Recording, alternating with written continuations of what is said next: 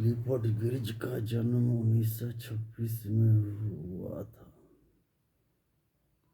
सन 1980 और 90 के बीच मानवशास्त्र में उत्तर आधुनिकता की प्रवृत्ति को प्रेरित करने वाले क्लिफोर्ड गिर्ज मानवशास्त्रीय शोध में निर्वचनात्मक विधि, व्याख्यात्मक विधि के अग्रणी प्रणेता रहे हैं। अपनी उत्तर आधुनिकता संबंधी अवधारणाओं और व्याख्या के रूपों के लिए गिर्ज की कड़ी आलोचना भी हुई है। उनका प्रमुख कार्यक्षेत्र इंडोनेशिया और आसपास का इलाका रहा है। सांस्कृतिक पारिस्थितिकी को लेकर उन्होंने सन 1963 में कृषि जटिल संरचना, सन 1960 में जावा का धर्म नामक पुस्तक लिखी और राष्ट्र निर्माण पर सन 1965 में एक पुस्तक पुराने राष्ट्र नवीन राज्य का संपादन किया। सन 1960 के बाद गिर्ज ने सांकेतिक व्यवस्थाओं को अपने अध्ययन का केंद्र बनाया।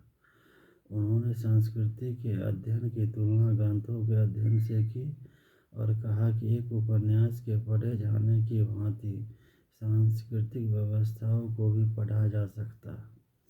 गिर्ज ने अपने इस दृष्टिकोण को बड़े ही शक्तिशाली ढंग से अपनी पुस्तकों संस्कृतियों का निर्वचन 1973 और स्थानीय ज्ञान 1983 में रखा है, जिसकी बाद में कड़ी आलोचना भी हुई है कि उन्होंने अंतःक्रिया और सामाजिक संरचना की कीमत पर संस्कृति और प्रतीकों की महत्ता को बहुत बढ़ा चढ़ाकर प्रस्तुत किया है।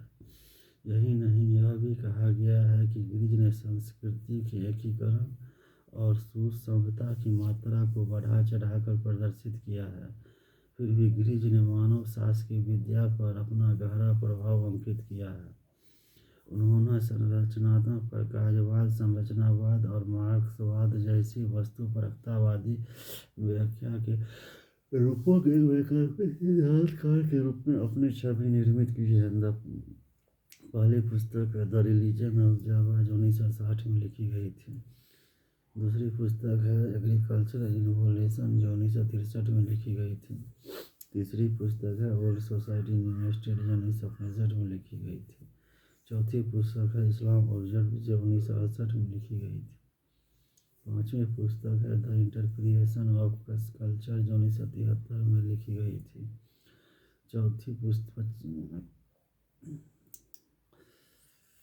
छठी पुस्तक है लोकल नॉलेज जो 1983 में लिखी गई थी। सातवीं पुस्तक है works and lives the anthropologist as author जो 1988 में लिखी गई थी।